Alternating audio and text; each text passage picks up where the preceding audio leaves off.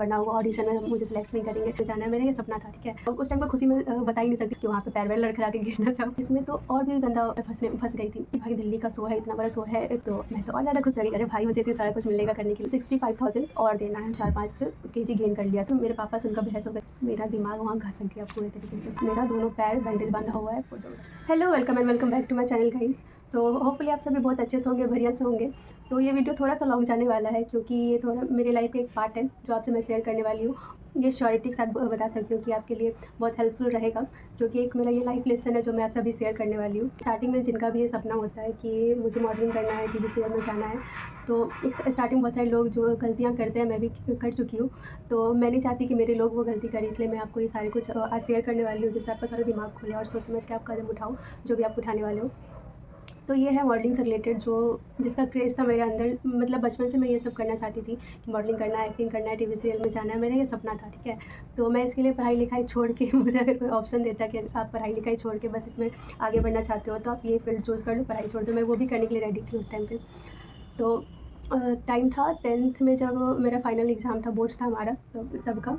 तो मतलब करना तो मैं बचपन से ही चाहती थी ये सारा चीज़, बट 10th के टाइम पे मुझे इन सब के बारे में कुछ आइडिया लगा इंस्टाग्राम के थ्रू। तो कुछ पेज आ रहे थे मेरे सामने। तो एक होता है ना, जब आपके दिमाग में वो चीज़ रहता है कि मुझे ये करना है और आपके सामने से वो चीज़ मिल रहा है, तब और भी ज़्यादा एक्साइटेड हो जाते हो कि भाई मुझे ये मिल रहा है, मुझे अब ये करना है कैसे भी। तो मेरे अंदर भी ये सेम चीज़ आया था। तो उस बारे में मैं इंस्टाग्राम पे देखी, यूट्यूब पे सर्च की, गूगल पे सर्च की, सारे जगह पे उस बारे में पता कर रही थी। तो मुझे वो जेन्युइन लगा, ठीक है। जो एजेंसी था मैंने उनसे कॉन्टैक्ट किया, ठीक है। तो उन्होंने बताया कि 1000 टू 1500 समथिंग ऐसा रजिस्ट्रेशन फ़ी लग रहा था। तो उन्होंने बताया कि आपका बस अभी रजिस्ट्रेशन फ़ी लग रहा है, उसके बाद आपका कोई चार्ज नहीं लगेगा। और मैं यहाँ पे गई फर्स्ट, ठीक है। तो मैं सोची कि भाई इतना अच्छा प्लेटफॉर्म है, बस 1000 टू 1500 में मेरा हो रहा है, तो कितना अच्छा है कि मैं कर लूँगी और एक मुझे आइडिया भी लगेगा थोड़ा सा इस बारे में और थोड़ा फ्रैंक हो पाऊँगी। तो पहले तो मैं घर पे कन्विंस की, मम्मी को मनाई तो मम्मी मान गए। मतलब कैसे बताऊँ, उस टाइम पर खुशी में बता ही नहीं सकती, मम्मी मान गए थे, ठीक है। तो पहले तो रजिस्ट्रेशन की, और उस टाइम पे लाइक मैंने मेरे मामा हैं उनसे पहले बात किया, और फिर उन्होंने पता नहीं वो लोग बड़े ऑब्वियस, उनको ज़्यादा नॉलेज है, तो उन्होंने बताया कि देखो पढ़ाई लिखाई पे ध्यान दो, इन सारी चीज़ों में कुछ रखा हुआ नहीं है। बट मेरे अंदर क्रेज़ था ऑब्वियस है। तो मैं बोली कि नहीं मामा देखिए अच्छा है, ये मैंने खुद पता किया गूगल वगैरह पे कि जेन्युइन है, मैंने इनसे बात भी किया है। तो उन्होंने बताया कि 1500 लग रहा है, उससे ज़्यादा नहीं लगेगा। तो फिर मामा भी कन्विंस हो गए, बोले चलो ठीक है।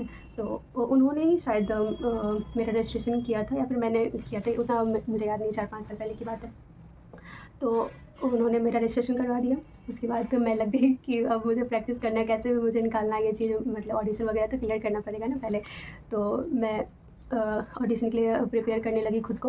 उसके बाद ऑनलाइन ऑडिशन था, उस टाइम कोविड का टाइम था, तो ऑनलाइन ऑडिशन ले रहे थे वो लोग।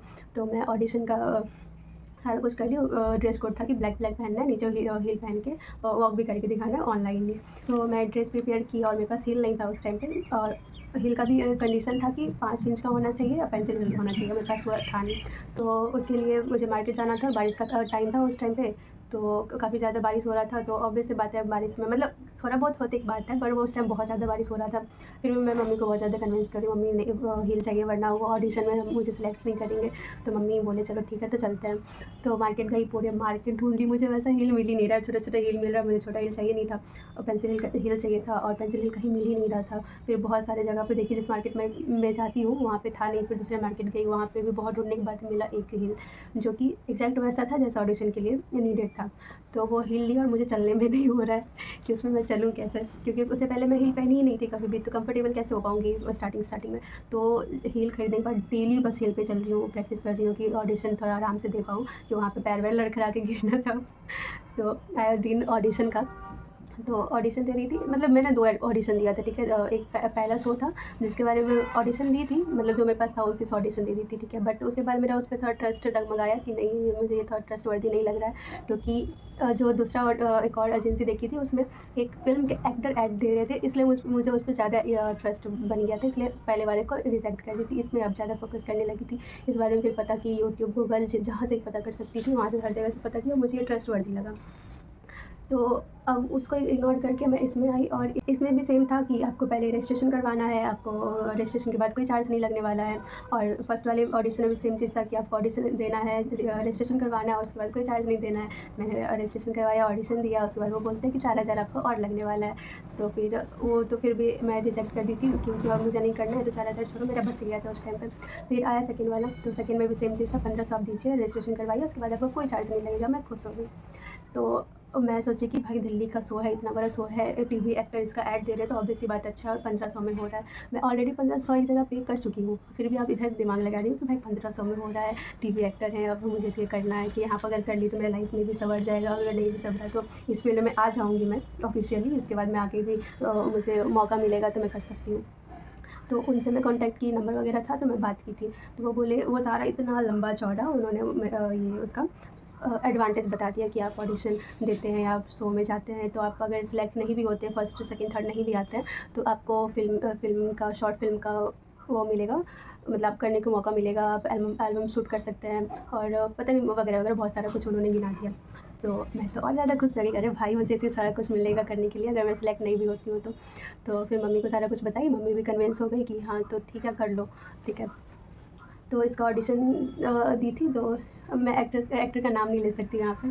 तो उन्होंने बोला कि आप सिलेक्ट हो चुके हो, अब आगे का वेट करो कि आगे हम आपको नोटिस देंगे कि अब क्या करना है, ठीक है। तो मैं तो खुश हो गई कि भाई मुझे मेरा वो ऑडिशन सेलेक्ट हो गया, वो मुझे बस आगे के लिए वेट करना है, मुझे कॉल करेंगे, बुलाएंगे दिल्ली। मैं पूरा खुश। ऑडिशन बहुत सारा कुछ उन्होंने बताया भी था कि लाइक 1 महीना का आपका ट्रेनिंग चलेगा, आपको आना है यहाँ पे, आपको स्टे करना है, आप एक फैमिली के एक मेंबर को ला सकते हैं साथ में, और यहाँ पे आपको 5 स्टार होटल में रखा जाएगा और ये सारे कुछ भी चार्ज नहीं लगेगा, सारा कुछ उन्होंने बताया, ठीक है। और मैं 7वें आसमान में पहुँची हुई हूँ उस टाइम पे कि भाई इतना सारा कुछ मिल रहा है और चलो ठीक है, अगर फर्स्ट ऑडिशन है, फर्स्ट अगर मैं सेलेक्ट नहीं भी होती बट मेरे पास और भी ऑप्शंस रहेंगे, ठीक है। तो ये सारा चीज़ सोच के मैं मम्मी को कन्विंस की थी।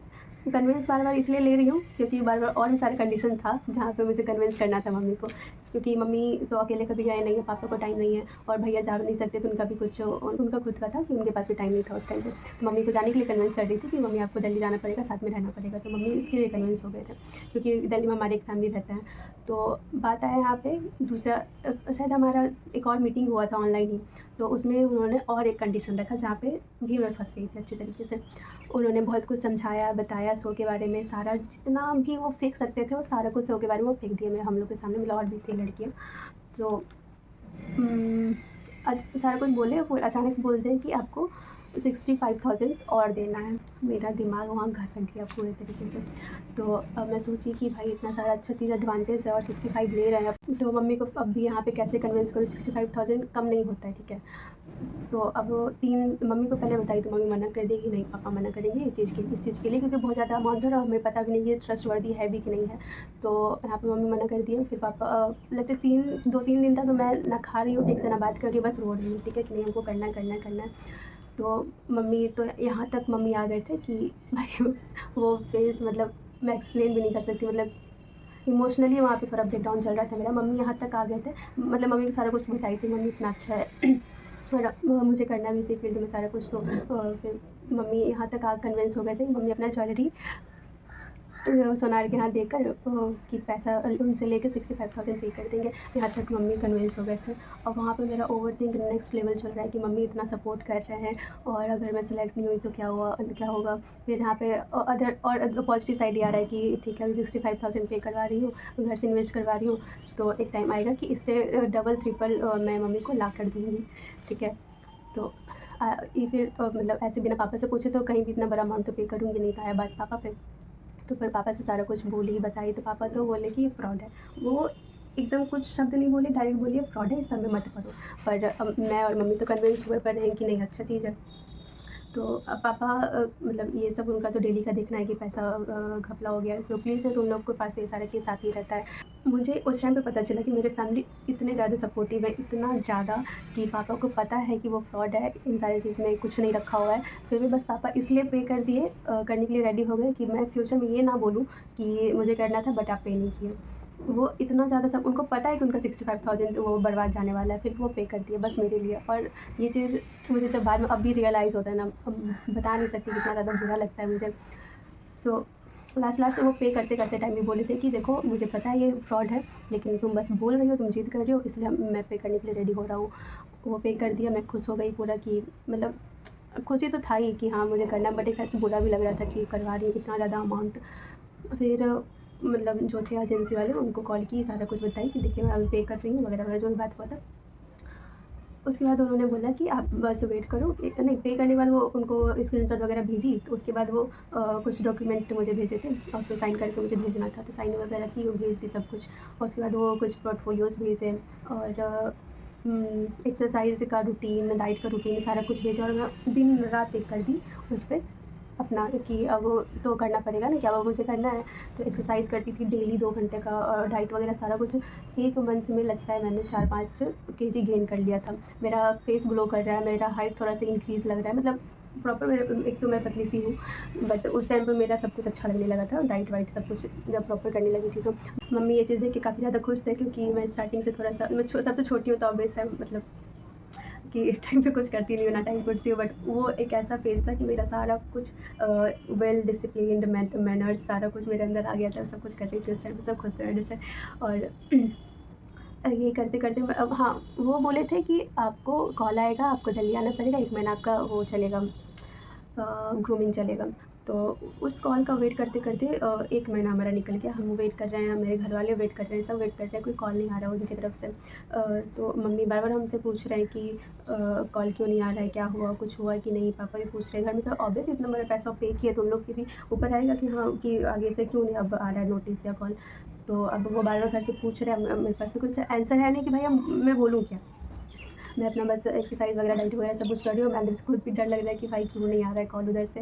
फिर एक दिन अचानक से कॉल आया, मतलब हो गया था हाफ मंथ या 1 मंथ हो चुका था, तब उधर से कॉल आया कि आपको दिल्ली आना है, आप कुछ दिन बस वेट करो, आप एक्सरसाइज वगैरह पे ध्यान दे रहे हो कि नहीं, मतलब वही सारा कुछ लिया, मतलब खबर कि सब कुछ ठीक ठाक चल रहा है कि नहीं। तो मैं बताई, लेकिन आगे क्या करना है, कब आना है, ये सारे चीज़ के बारे में कुछ उन्होंने नहीं बताया। फिर बात खत्म हो गया, फिर मम्मी मुझसे पूछे क्या बात हुआ, तो उनको तो बोली कि बस वही सब बोले हैं, बट ऐसा कुछ बोले नहीं कि आना कब है। फिर इधर से जब मैं बार-बार कॉल करने लगी थी, तो पता नहीं शायद वो कॉल पिक करना बंद कर दिए थे, मेरे पापा से उनका बहस हो गया था, ऐसा ही कुछ हो गया था। इन सारी चीज़ का मेबी 4 साल हो चुका है, तो उतना क्लियर कुछ याद नहीं आ रहा है, तो मोटा-मोटी मैं बताती हूँ अब। तो उन्होंने कहा कि अचानक से उनका कॉल आया कि आपको 5 स्टार होटल में रहना है, तो आपको, मतलब ऐसा मैं आपको प्रॉपर पे करने के लिए नहीं बोल रहा हूँ, आपको 1 सप्ताह वहाँ पे रहना है, तो आपको बस 50% पे करना है। तो मेरा दिमाग घूम गया, भाई ऑलरेडी हम लोग 65 पे कर चुके हैं, और ऑडिशन के लिए मैं इधर डांस वगैरह सीख रही थी, तो वहाँ डांस क्लास में भी मैं पे कर चुकी हूँ, हर जगह मैं पे कर चुकी हूँ। अब ये और ज़्यादा वो कर रहे हैं कि मुझे और भी पैसा चाहिए कि आपको 5 स्टार होटल में रखेंगे, ये वगैरह वगैरह वो बोल रहे हैं। अब बोलते हैं 65,000 के बाद बोलते हैं 20,000 और दीजिए आपको, मतलब पोलाइटली बोल रहे हैं कि आपसे ज़्यादा नहीं ले रहा हूँ, 20% आप मतलब मैं, हाँ 50% आप बस आपसे ले रहा हूँ, ये वो। तो फिर हम लोग पूरा मतलब फ्रस्ट्रेट हो चुके थे काफ़ी ज़्यादा। मैं भी डायरेक्ट बोल दी कि हम लोग पे नहीं करने वाले हैं इतना ज़्यादा अमाउंट, क्योंकि हम लोग ऑलरेडी कर चुके हैं। और उस टाइम मेरा उनसे बहस हो चुका था कि आप पहले बोले 1500 पे करने के लिए, हमने किया, 65 बोले, हमने किया, अब आप और ज़्यादा डिमांड कर रहे हैं, मतलब ये क्या चल रहा है कि आप, मैं दे रही हूँ और आप ज़्यादा डिमांड पे डिमांड किए जा रहे हैं। तो वो बोले कि देखिए मैं आपका कम कर दूँगा, बट आप जब यहाँ पे आओगे तो यहाँ पे किसी को बताना मत कि आपका कम पैसा लगा है। तो फिर मुझे पता था कि गेम चल रहा है, और ये चीज़ पापा भी समझ गए थे, पर पापा को तो खैर पहले से पता था कि सारा फ्रॉड है। तो पापा डायरेक्ट अब मना कर दिए कि आप एक पैसा पे नहीं करना, जो गया सो गया, लेकिन अब और नहीं। तो और यहाँ पे मैं एक शब्द बोलने लायक बची नहीं थी, मैं खुद भी अब नहीं चाह रही थी कि शो में मैं जाऊँ। तो मैं भी मना कर दी, तो वो सीधे 20,000 से यहाँ पे 11,000 पे आ गए कि मैं आपको 11,000 पे कर दूँ, बट आप किसी को बताना मत, ठीक है। तो हम लोगों ने मना कर दिया, मना करती जा रही हूँ यहाँ पे पूरा प्रॉपर, लेकिन वो कम किए जा रहे हैं अपना अमाउंट, ताकि मैं कैसे भी करके उनको कुछ तो पैसा पे कर दूँ। तो वो पहले नहीं 20,000 से 18 पे आए थे, 18 से 11 पे आए, 11 से अब 7,000 पे आ गए थे। तो यहाँ पे मुझे भी थोड़ा गेम समझ में आने लगा था उनका, तो मैं भी वहाँ पे प्रॉपर हाथ खड़ा कर दी कि अब हम, मुझे नहीं करना ये सो। तो इसके बाद पापा तो काफ़ी ज़्यादा वो अपसेट टाइप थे कि ऑब्वियस है, घर से पैसा गया है और कुछ हुआ भी नहीं है, सबका होप लगा हुआ था। मम्मी काफ़ी ज़्यादा हर्ट हो गए थे इन सारी चीज़ों से, क्योंकि मम्मी का होप, मेरा होप यहाँ था, तो मम्मी का भी यहाँ पे आ चुका था मेरे साथ साथ। तो मुझे काफ़ी ज़्यादा बुरा लग रहा था इन सारी चीज़ से। और इन सब ये सब के बीच में ऑडिशन टैलेंट राउंड होता है एक, तो उसके लिए मुझे डांस सीखना था। डांस में भी मैं पे कर चुकी थी, वहाँ पे डांस सीख रही थी। और देखो डांस का होता है कि आप रेगुलर कर रहे हो तो आपका बॉडी एक्सरसाइज हो रहा होता है, तो आप कोई भी स्टेप ईजिली कर सकते हो। बट मैं अचानक से वहाँ पे सीखने गई थी और मुझे अच्छा डांस सीखना था वहाँ पे सेलेक्ट होने के लिए। तो मैं सीख रही थी क्लासिकल, ऐसे कुछ था। तो अब तुम डायरेक्ट किसी चीज़ को इतना हाईली कर रहे हो तो आपकी बॉडी भी वो चीज़ें रिएक्ट करेगा। तो मेरा पैर पूरा डैमेज हो चुका था। अब अगर मेरे पास क्लिप होगा तो मैं यहाँ पे ऐड कर दूँगी। मेरा दोनों पैर बैंडेज बंधा हुआ है। डॉक्टर के पास जाने का नौबत आ गया था, वहाँ पे गई, दिखवाई, तो डॉक्टर बोले कि 1 सप्ताह का आपको बेड रेस्ट चाहिए, क्योंकि अगर आप डांस कंटिन्यू करते तो ये चीज़ और ज़्यादा आपको प्रॉब्लम करने वाला है। तो यहाँ पे तो मेरा दिमाग ही नहीं काम कर रहा था, मतलब करूँ क्या अब मैं? डांस छोड़ नहीं सकती थी क्योंकि ऑडिशन देना था, और डांस करते मेरा पैर और ज़्यादा डैमेज हो जाता। तो वहाँ पे मैं उसके बाद डांस क्लास जाना बंद हुआ मेरा। फिर वो मतलब मॉडलिंग वाला जो था वो भी मेरा बंद हो गया कि अब वो भी नहीं करना है। वहाँ पे टोटली मैं ब्लैंक थी, ना मैं कुछ बोल सकती थी ना कुछ। एक होता नहीं भाई, मतलब इतना ज़्यादा तुम कर रहे हो, एफर्ट्स लगा रहे हो, इतना सारा पैसा पे कर दियो, घर वाले को उम्मीद दे दी हो, सब कुछ कर दिया, और लास्ट में ये रिजल्ट मिल रहा है। तो भाई मैं तो कहूँगी, अगर आपके नोन है, आप जानते हो किसी एजेंसी को, या छोटे से स्टार्ट करो आप कुछ भी करना। उसमें अगर आपके नोन है तभी करो, ठीक है? क्योंकि आप रैंडमली अगर इसमें जा रहे हो तो बहुत पॉलिटिक्स है इसमें, ठीक है? आपका बस पैसा लेगा बट आपको कुछ देगा नहीं। ये सारी चीज़ अब मुझे 3-4 साल में समझ में आ रहा है। तो प्रॉपर वहाँ पे ख़त्म हो गया था कि नहीं, आप कुछ नहीं करना है। नॉर्मल मैं कॉलेज में एडमिशन ली, मेरा नॉर्मल कॉलेज लाइफ चल रहा था। तो लगता है 1 या 2 साल बाद मुझे उसी डांस क्लास वाले सर भी थे जो थोड़ा बहुत सपोर्ट करते थे कि अगर तुमको कुछ करना है तो बताना, ये वो दिस दैट। तो उसी में से कुछ दोस्त भी बनी थी मेरी। तो उनका मेरी दोस्त ना, एक दिन रात में अचानक से कॉल आया, 11:30 या 12 बजे के अप्रॉक्स कॉल आया कि एक शो होने वाला है, उसका ऑडिशन है कल, तुमको करना है क्या? तो थोड़ा सा उम्मीद जागा कि ये नोन है, तो ये तो फ्रॉड नहीं करेंगे। तो मैं मम्मी को बता दी जाके, तो मम्मी भी मान गए थे, क्योंकि चलो ठीक है, जहाँ पे मैं रहती हूँ उसी के लोकल एरिया में ही हो रहा है। तो मम्मी भी कन्विंस हो गए, ठीक है चलेंगे कल। फिर पापा थोड़ी देर बाद ड्यूटी से आए थे, तो उनको भी सारा कुछ बताया, तो पापा भी मान गए। तो वहाँ पे गई, ऑडिशन वगैरह दी। इसमें भी बहुत सारा गेम है, ठीक है? इसमें भी बहुत ही ज़्यादा सब। तो ये नोन समझ के मैं चली गई ऑडिशन देने के लिए। वहाँ पे ऑडिशन वगैरह हुआ, सब कुछ हुआ। सुबह के गए शाम हो गया, कुछ खाई पी नहीं, ऑडिशन दी। तो देखो, मॉडलिंग एक तरीके से अच्छा भी है, अगर आप अच्छे जगह से कर रहे हो, आप प्रॉपर उसके बारे में जानते हो तो अच्छा चीज़ है। अगर आप रैंडमली इसमें घुस रहे हो तो बहुत ही गंदा वाला फंसने वाले हो आप भी, मेरी तरह। तो वहाँ पे गई, ऑडिशन वगैरह दी।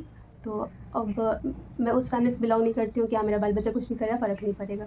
मेरे घर वाले बहुत स्ट्रिक्ट हैं, और मेरे पापा भी हैं, आरपीएफ में हैं वो, तो वो भी काफ़ी ज़्यादा स्ट्रिक्ट है, और होना भी चाहिए फैमिली लोग को, ठीक है?